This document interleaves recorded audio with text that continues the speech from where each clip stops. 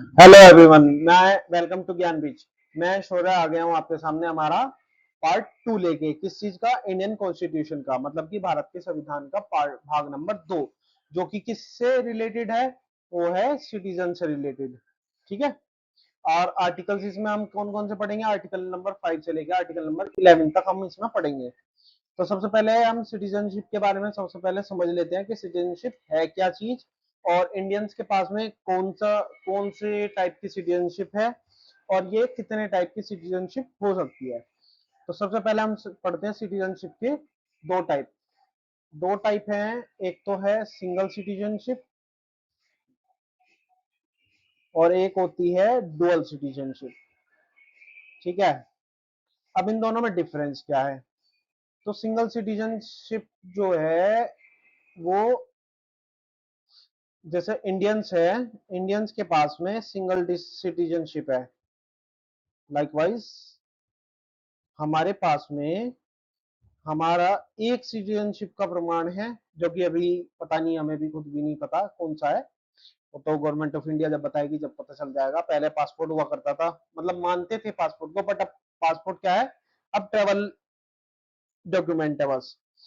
तो इंडिया के पास एक ही इंडियंस के पास एक वो होती है कि हाँ भाई हम इंडियन सिटीजन हैं। ये नहीं होता कि मैं यूपी का हूं तो भाई मैं यूपी का सिटीजनशिप है मेरे पास। जैसे कि डुअल सिटीजनशिप होती है यूएसए के अंदर। ठीक है। तो यूएसए के अंदर जो भी सिटीजन्स होते हैं, जो भी रहता है, उनके पास में दो चीजों की सिटीजनशिप होती है। एक तो पूरा उनके यूनियन की, और एक जिस स्टेट के अंदर वो रहते हैं उस स्टेट की। जैसे मान के चलते हैं एक कोई बंदा है, वो कैलिफोर्निया में रहता है, तो उसके पास में दो सिटीजनशिप होगी। एक तो उसके खुद के स्टेट की, और दूसरी होगी उसके यूनियन की, मतलब कि उस कंट्री की, यूएसए की। ठीक है। तो हमें क्लियरली समझ में आ गया कि सिंगल सिटीजनशिप क्या है और डुअल सिटीजनशिप क्या है। अब सिंगल सिटीजनशिप का मतलब कि एकल नागरिकता का प्रावधान हमने कहां से लिया? ये हमने लिया है ब्रिटेन से। ये मैंने आपको वैसे पिछली वीडियो में याद भी करवा चुका हूं मैं, तो लेकिन आप देखेंगे, उसको याद करेंगे, तभी तो याद रहेगा। तो इसको हमें याद रखना है कि कहां से ली गई है सिंगल सिटीजनशिप? ब्रिटेन से। ठीक है। अब चलते हैं, स्टार्ट करते हैं। आर्टिकल नंबर 5 और आर्टिकल नंबर 6। आर्टिकल नंबर 5 में क्या कहा गया है? संविधान प्रारंभ पर नागरिकता, मतलब कि संविधान की जब स्टार्टिंग हुई थी, या संविधान जिस टाइम पर लागू हुआ था उस टाइम पर नागरिकता का प्रारंभ किस रूप में हुआ था? तो डोमिसाइल के रूप में हुआ था, पहली चीज। दूसरी चीज, पर्सन जो भी इंडिया के अंदर पैदा हुआ है, या उसके पेरेंट्स जो भी इंडिया के अंदर पैदा हुए हैं, उनकी नागरिकता के आधार पर या उनके आधार पर, अगर वो भारत में जन्मे हैं, तब उनको डोमिसाइल, मतलब तब उनको क्या दी जाएगी? भारत की नागरिकता दी जाएगी। ठीक है। जो संविधान लागू होने से कम 5 साल पहले से या 5 साल बाद तक भी भारत के अंदर रह रहा है या रह रहा था, तो उसको भी क्या दी जाएगी? नागरिकता दी जाएगी। आर्टिकल नंबर 6 पे आ जाते हैं। ये हो गया हमारा आर्टिकल नंबर 5 पूरा। आर्टिकल नंबर 6 पे आ जाते हैं, माइग्रेंट्स फ्रॉम पाकिस्तान, पाकिस्तान से आए लोगों की नागरिकता। अब जो लोग पाकिस्तान से आए उनके बारे में बात करेंगे हम। ठीक है। तो क्या होता है इसके अंदर?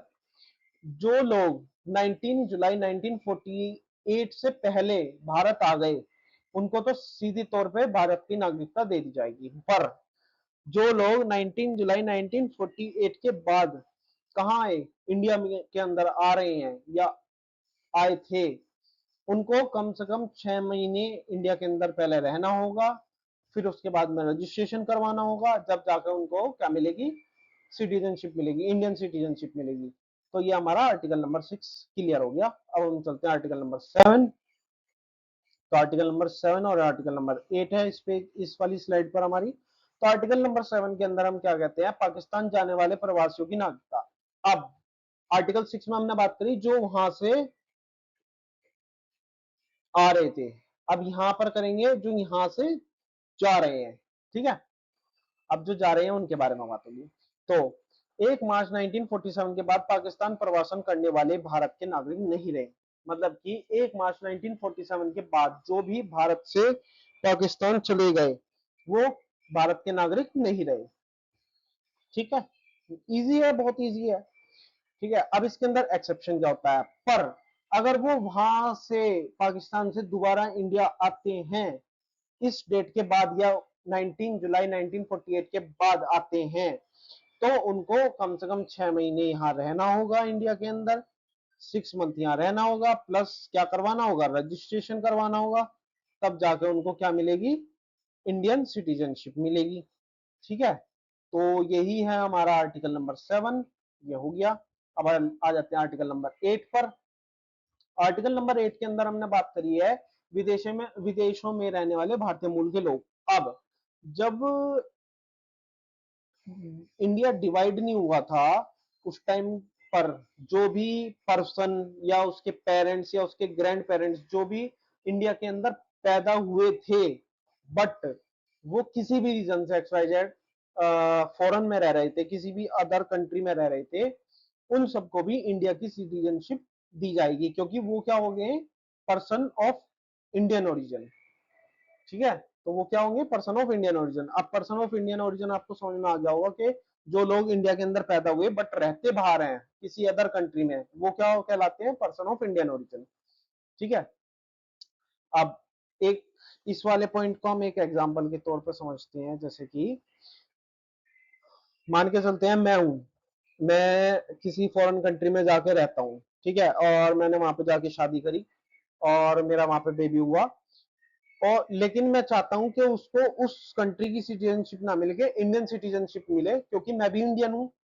तो मैं क्या करूंगा, सबसे पहले जाऊंगा भारतीय दूतावास या फिर वाणिज्यिक दूतावास, मतलब कि काउंसलर मिशन के पास या फिर डिप्लोमेट के पास जाऊंगा, और उनके पास में जाके मैं अपने बेबी का रजिस्ट्रेशन करवाऊंगा। तो जब वो रजिस्ट्रेशन होगा तब उसको भी क्या मिल जाएगी, इंडियन सिटीजनशिप मिल जाएगी। तो ये हो गया हमारा आर्टिकल नंबर 7 और आर्टिकल नंबर 8। आप चलते हैं अगले पे, आर्टिकल नंबर 9। आर्टिकल नंबर 9 के अंदर हम पढ़ेंगे single citizenship principle. Single citizenship principle कहां से आया, ब्रिटेन से आया, अभी बताया था। ठीक है, तो इसमें डायरेक्टली ये बोला गया है आर्टिकल नंबर 9 के अंदर कि अगर जैसे मैं अभी फॉरेन में रह रहा था, मान के चलते हैं, मैं अपना ही खुद का ही एग्जांपल देता हूँ, जैसे मैं फॉरेन रह रहा हूँ और मैंने अपनी मर्जी से वहां की सिटीजनशिप ले ली, तो मेरी इंडिया की सिटीजनशिप क्या हो जाएगी, ऑटोमेटिकली टर्मिनेट हो जाएगी। ठीक है, टर्मिनेट मतलब खत्म हो जाएगी पूर्ण रूप से। कोई भी उसके अंदर ये नहीं है कि हाँ भाई थोड़ी सी रहेगी और थोड़ी पूरी खत्म बाकी रहेगी, बाकी खत्म हो जाएगी। हाँ, भारत में केवल संघ की एकल नागरिकता मान्य है, राज्य की अलग नागरिकता नहीं है। जैसे कि मैंने आपको बताया यूएसए के अंदर कैसी है, डुअल सिटीजनशिप है, वहां पर राज्य की भी नागरिकता आपको लेनी होगी और कंट्री की तो होगी होगी। ठीक है, तो ये हो गया हमारा आर्टिकल नंबर 9। बहुत अच्छे से हम समझते हुए चल रहे हैं। आर्टिकल नंबर 10 और आर्टिकल नंबर 11 पढ़ते हैं आप। ठीक है, आर्टिकल नंबर 10 के अंदर क्या होता है कि नागरिकता का बना रहना। आर्टिकल नंबर 10 का मतलब है नागरिकता का बना रहना। मान के चलते हैं कोई भी पर्सन है जो बाहर से आया है, कहा, इंडिया में, उसने रजिस्ट्रेशन करवा के इंडियन सिटीजनशिप ले ली, लेकिन उसने इंडिया के अंदर आके कोई भी राजद्रोह कर दिया। ठीक है, राजद्रोह कर, अगर वो राजद्रोह कर देता है तो उसकी जो सिटीजनशिप है उसको डिसकंटिन्यू करने का या उसको टर्मिनेट करने का हक किसके पास है, मिनिस्ट्री ऑफ होम अफेयर्स के पास में है। तो वो उसकी जो भी सिटीजनशिप है वो डिसकंटिन्यू कर सकते हैं। बट इसके अंदर एक एक्सेप्शन ये आ जाता है कि अगर जो बंदा है, जो भी पर्सन है, वो इंडिया में ही जन्मा है, जन्मजात उसकी सिटीजनशिप ही इंडियन है, तो क्या उसको भी टर्मिनेट कर सकते हैं?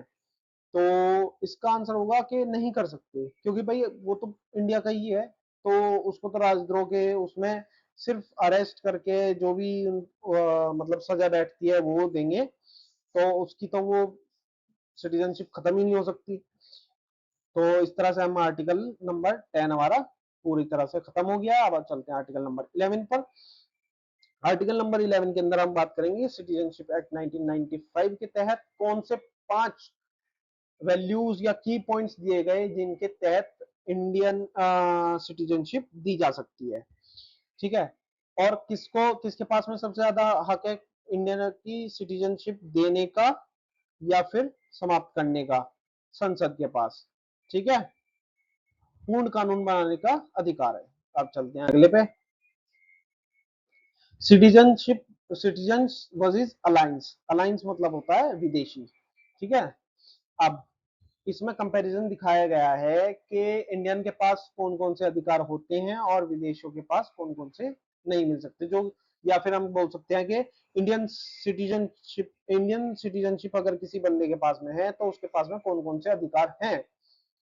तो उसके पास में सबसे पहले तो एक्सक्लूसिव राइट टू सिटीजनशिप क्या क्या है, आर्टिकल 15, आर्टिकल 16, आर्टिकल 19, 29 और 30, ये सब मैं आगे अगली सेशन में आपको बताऊंगा। तो इसको सिर्फ अभी रट लेंगे कि कौन कौन से अधिकार है हमारे पास। राजनीतिक अधिकार मतलब कि लोकसभा में और असेंबली इलेक्शन में हमें वोट देने का अधिकार होता है, सबको पता है। कॉन्स्टिट्यूशनल पोस्ट मतलब कि संवैधानिक पद में उठने का अधिकार है, जैसे कि president, vice president, supreme court, high court, जज, गवर्नर, एक्सेट्रा एक्सेट्रा। इन सब के लिए हमारी क्या होती है, ऑटोमेटिकली एलिजिबिलिटी होती है, क्योंकि हम कौन है, इंडिया के सिटीजन। अब चलते हैं अगले पॉइंट पर। अगला पॉइंट, हाँ, यहाँ पर बहुत अच्छा पॉइंट है ये जो मैं आपको बताने वाला था। आर्टिकल 11 के अंदर इसको इंक्लूड कर लीजिएगा अगर आप नोट्स बना रहे हैं। आर्टिकल 11 के अंदर इन पॉइंट्स को लिखना, और यहीं पे अभी मैं एक शॉर्ट ट्रिक भी बताऊंगा आपको, उसको भी इसी के अंदर लिखना, क्योंकि उसी से याद करने में हमें इसको इजी पड़ेगी। आर्टिकल नंबर 11, आर्टिकल 11, ठीक है। तो आर्टिकल 11 के अंदर 5 तरीके बताए गए थे सिटीजनशिप एक्ट 1955 के तहत नागरिकता प्राप्त करने के। तो सबसे पहला होता है बाय बर्थ, फिर आ जाता है बाय डेक्सेंट, फिर आ जाता है बाय रजिस्ट्रेशन, बाय नेचुरलाइजेशन, या फिर इनकॉर्पोरेट ऑफ टेरिटरी। अब थोड़ा सा इसको समझते हैं बहुत अच्छी तरह से, ठीक है।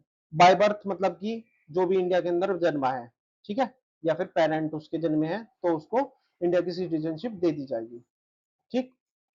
डेक्सेंट, डेक्सेंट मतलब born outside India to Indian parents, मतलब कि पेरेंट तो इंडियन है, जैसे मैंने आपको एग्जांपल दिया था कि मैं और मेरी वाइफ जो भी है वो हम तो इंडियन है, ठीक है, बट रह रहे फॉरेन में है, और वहां पर वो बेबी होता है तो वो उसको सिटीजनशिप मिलेगी डेक्सेंट के अकॉर्डिंग। यार ये ठीक है। अब ये भी चीज समझ में आ गया मैं। अब चलते हैं रजिस्ट्रेशन। रजिस्ट्रेशन में आपको ऑलरेडी बता चुका हूँ, पीआईओ और married to Indian citizenship, citizen. Naturalisation, foreign residing 12 years plus in India, मतलब कि जो भी विदेशी है वो इंडिया के अंदर 12 साल से ज्यादा रह रहा है तो वो अपने आप ही यहाँ का सिटीजन हो जाएगा।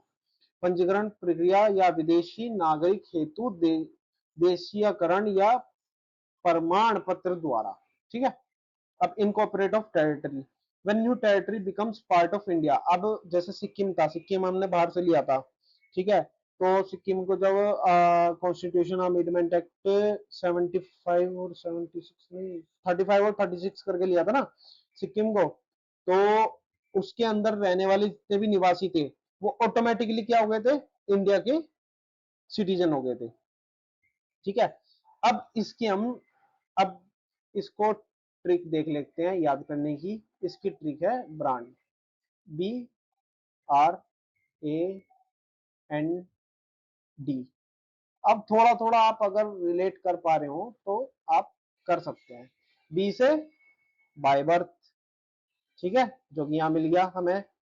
आर से रजिस्ट्रेशन, ये मिल गया, ठीक है। ए से एक्वाइजेशन ऑफ लैंड, या फिर बोल सकते हैं इनकॉर्पोरेट ऑफ टेरिटरी को एक्वाइजेशन ऑफ लैंड, मतलब कि किसी भी लैंड का अपने इंडिया के अंदर मिला देना। एन से नेचुरलाइजेशन, जो कि मैं आप समझा चुका हूँ। डी से डेक्सेंट, जो कि समझा चुका हूँ।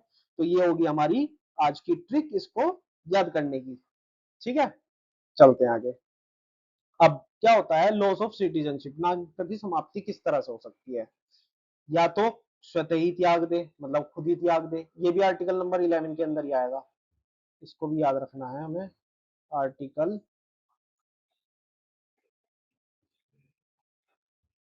11, ठीक है, या फिर टर्मिनेट कर दी जाए, ठीक है, या फिर वन वंचन कर दिया जाए। अब चलते हैं पहले वाला, हम समझते हैं। स्वेच्छा से नागरिकता त्याग देना, समझ आ गया, ठीक है। टर्मिनेशन, अन्य देश की नागरिकता लेने पर स्वतः ही समाप्त हो जाती है। अब ये वाला क्या है, ये देखते हैं। संविधान के प्रति अनिष्ठा या कपट द्वारा नागरिकता पाने पर सरकार द्वारा वंचित करना, मतलब कि राजद्रोह अगर कर देते हैं बाई चांस, बाई चांस नहीं मतलब जो भी करेगा राजद्रोह तो वो तो उससे ही करेगा ना, अपने इंटेंशन से, बैड इंटेंशन से, तो या फिर संविधान के प्रति लॉयल नहीं है, उस सबको क्या कर दिया जाएगा, वंचित कर दिया जाएगा। तो यहाँ हमारा ये हो गया खत्म। अब ये सिंगल सिटीजनशिप एंड डिस्पोजल का मुख्य सिद्धांत जो कि मैंने आपको समझाया, ये देखो, ये चीज मैं ऑलरेडी आपको बता चुका हूं। इंडिया के अंदर कैसी है, वन सिंगल सिटीजनशिप, एकल नागरिकता। मुख्य बिंदु आ जाते हैं। No dual citizenship unlike USA federal plus state citizenship, India has only one citizenship, पढ़ चुके हैं हम इस चीज को। ओसीआई कार्ड होल्डर्स मतलब overseas citizen of India, OCI is not dual citizenship, OCI provides life long visa, free travel and economic rights but no voting और political right, मतलब कि ये दोहरे नागरिक नहीं होते हैं, मतलब कि इनके पास में डुअल सिटीजनशिप नहीं होती है। उन्हें सिर्फ वीजा फ्री मिलता है ट्रेवल करने के लिए, और उनके इकोनॉमिक राइट जो भी हैं, ठीक है, वो सब मिलते हैं। पर वो इंडिया के अंदर वोट नहीं कर सकते और उनके पास में कोई भी पॉलिटिकल राइट नहीं होता है, ठीक है। अब केवल नागरिकों के लिए अधिकार कौन कौन से हैं, आर्टिकल नंबर 15, जैसे मैंने आपको बताया था कि मैं अभी आगे बताऊंगा। आर्टिकल नंबर 15 है, धर्म, मूल, वंश, जाति, लिंग या जन्म स्थान के आधार पर कोई भी क्या नहीं होगा, विभेद नहीं होगा। विभेद का मतलब होता है कोई भी डिस्क्रिमिनेट नहीं करेगा, मतलब कि कोई भी वो नहीं करेगा कि भाई तू ये है, तू हट जा। Article number 16, equality of opportunity in matters of public employment, मतलब कि लोक नियोजन, मतलब सरकारी नौकरी, जैसे हम सब हैं गवर्नमेंट जॉब की प्रिपरेशन कर रहे हैं, ठीक है। गवर्नमेंट जॉब की प्रिपरेशन करने में एक इक्वलिटी हमें मिलती है कि हाँ हम सब फॉर्म भर सकते हैं, ठीक है। आर्टिकल नंबर 19 आ जाता है फिर। आर्टिकल नंबर 19 हमें क्या देता है, बोलने की आजादी देता है, असेंबल होने की आजादी देता है, एसोसिएशन बनाने की आजादी देता है, इधर से उधर घूमने की आजादी देता है, रेजिडेंट मतलब कहीं भी रहने की आजादी देता है, कोई भी प्रोफेशन चूज करने की आजादी देता है। ये सब आ जाते हैं हमारे आर्टिकल नंबर 19 पे। अभी हम ये जब प्रॉपर इन सब आर्टिकल्स पे आएंगे तो हम इसको प्रॉपरली डीपली पढ़ेंगे। अब आ जाते हैं आर्टिकल नंबर 29 और आर्टिकल नंबर 30 के अंदर। कल्चरल एंड एजुकेशनल राइट्स मिलते हैं किसको, माइनॉरिटीज को। अब ये आ जाते हैं आर्टिकल नंबर 5 के अंदर, कौन से आर्टिकल से कौन सा मैटर जुड़ा हुआ है और उसके मुख्य प्रावधान क्या रहे, ये सब हम देख लेते हैं। अनुच्छेद का सीधा संक्षिप्त सारांश या फिर समरी, ठीक है। आर्टिकल नंबर 5, प्रारंभ पर नागरिकता, सिटीजनशिप बाय डोमिसाइल, बर्थ और 5 ईयर रेजिडेंस, ये हम पढ़ चुके। अब यहाँ पे क्या चल रहा है हमारा रिवीजन में, हम साथ के साथ करते हुए चलते हैं, जिससे हमें ये चीज शुरुआत में पढ़ी है तो याद रहे लास्ट में। आर्टिकल नंबर 6 क्या है, पाक से आने वाले, पाकिस्तान से आने वाले लोगों के लिए नागरिकता का प्रावधान, ठीक है। आर्टिकल नंबर 7 मतलब कि पाकिस्तान गए लोग, पाकिस्तान गए लेकिन वापिस लौटे लोगों के लिए अधिकार, ठीक है। आर्टिकल नंबर 8 क्या है, प्रवासी भारतीय, मतलब कि विदेश में रहने वाले भारतीय मूल के व्यक्तियों हेतु सिटीजनशिप। आर्टिकल 9 और आर्टिकल नंबर 11 सिंगल सिटीजनशिप और लॉ से रिलेटेड है। आर्टिकल 9, 10, 11 नो, आर्टिकल 9 के अंदर नो डुअल सिटीजनशिप, आर्टिकल 10 के अंदर कंटिन्यूटी ऑफ सिटीजनशिप, आर्टिकल 10 के अंदर क्या है हमारे पास में, आर्टिकल 11 के अंदर है हमारे पास में नागरिकता बनाने का या उसके ऊपर कानून बनाने की शक्ति। और यहीं पर होता है आज का हमारा लेक्चर खत्म।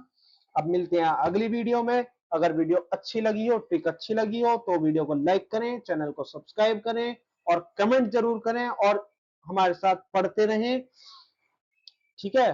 फॉलो करें फॉर मोर। और बाकी थैंक यू सो मच देखने के लिए, पढ़ने के लिए। और एक सब्सक्राइब और लाइक के लिए। तो अब मिलते हैं कल की वीडियो में। थैंक यू, बाय बाय, जय हिंद।